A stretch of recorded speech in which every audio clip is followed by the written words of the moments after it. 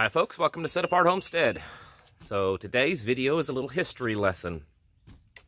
I guess it's not too prepperish, but thought it'd be fun. I'm a firm believer that we should know our history because if we don't, we'll be doomed to repeat it. So this is a little bit of Founding Father history. Today is April 29th that I'm filming this video. You may be watching it on a different day. April 29th is also the birthday of my 6th great-grandfather, Oliver Ellsworth. He was born April 29th, 1745. It's from my mother's side. My mother is an Ellsworth. And Oliver Ellsworth was a founding father. During the Revolutionary War, he was part of the Constitutional Convention of establishing the Constitution. Not too much has been written about him over the years, but you can do a little research on him. From what I've read, probably one of the reasons why there hasn't been a whole lot of stuff written about him is just he was known to be a fairly quiet person. Unlike, the Thomas Jeffersons and the Benjamin Franklins of the time that were very well outspoken and, probably enjoyed a little bit of the limelight. He was not that type of person, but he still played a very important role in the founding of this nation, and I'm proud of it, so I thought I would share some of the things that I know. He was from Connecticut. And he was a representative from Connecticut.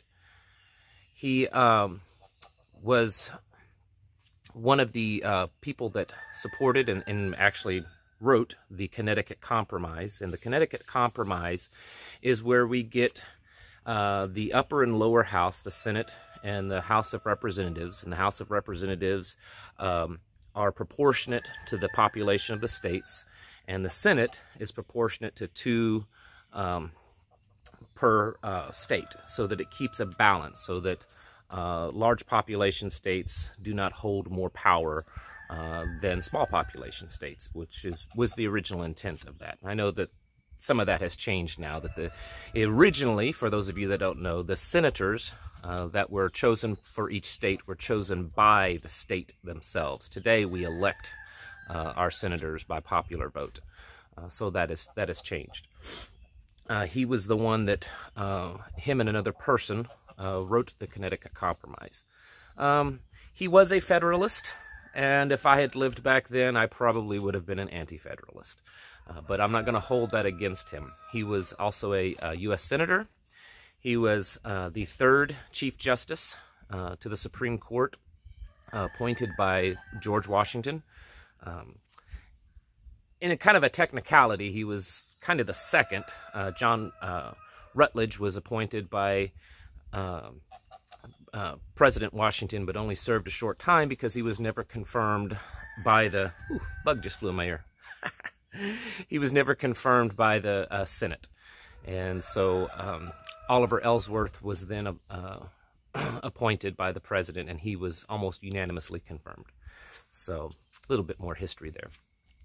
He was also famous for writing papers. None of his papers were ever included in like the Anti-Federalist and Federalist papers. You can buy those books now where they're all printed and read of the different writings of these delegates that would go back home to their states and promote the idea of forming the states into a nation. He was one of the proponents of coining the phrase, or not coining it, but promoting the phrase of United States. That's what he wanted it to be called.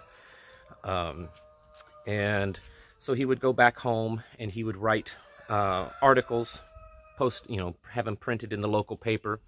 Unfortunately, none of his articles were ever, like I said, printed in mass circulation like we see today with, some of the other representatives, other delegates there.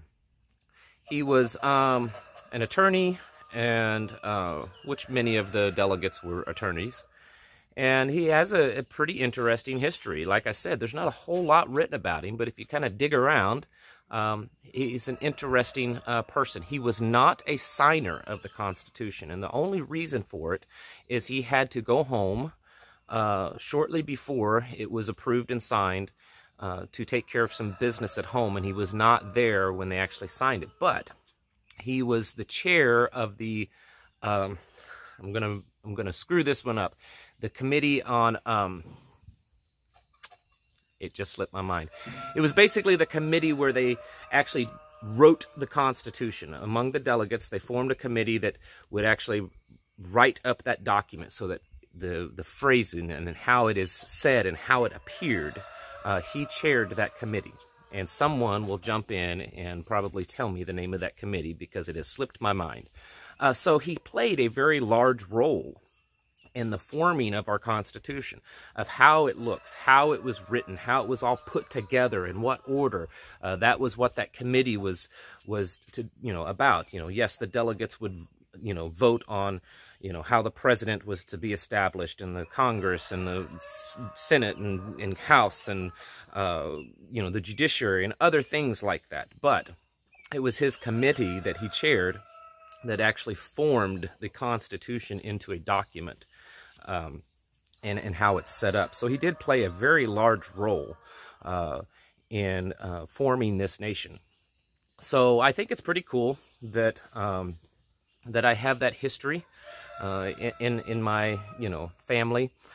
Several years ago, my aunt and I did some genealogy, and that's how we kind of found all that out. And we have some pretty good documentation to show that. So it's quite interesting. I have a few other interesting folks in my family tree, but I think that one was pretty cool, being that he's a real founding father. Unfortunately, did not sign the Constitution, but he was definitely playing a big part in putting it together and helping forming the nation that we have today. So anyways, I just thought I would share that. Today is his birthday. So I figured it would be a good little thing to share with you. And the bigger point is that we should know our history. Not just our personal history, but know the history of this nation, know the history of the people that have gone before us and that have fought to preserve freedom, that have fought for freedom, that have fought for the certain inalienable rights that are given to us by our Creator. And they have fought to protect those. And so many people today don't know that because, well, it's not being taught. The schools don't teach it. And what they do teach is a very watered down, slanted view of history. I've read actually some of the history books that they use in school, and it's pretty pathetic. And it's creating a generation of children and young people that don't understand what liberty really is.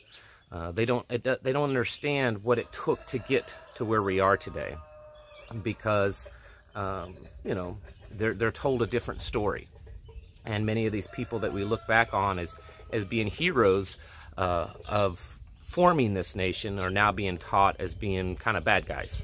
So be careful about where you read your history, and make sure that you're teaching your family correct history. Whether it's, not whitewashed, doesn't matter if it's good or bad, it just needs to be the truth. We need to know where we've come from, how we've gotten to where we're at, so we don't make the same mistakes again. And that's exactly the road that we're headed down in this country, which is a subject for another video.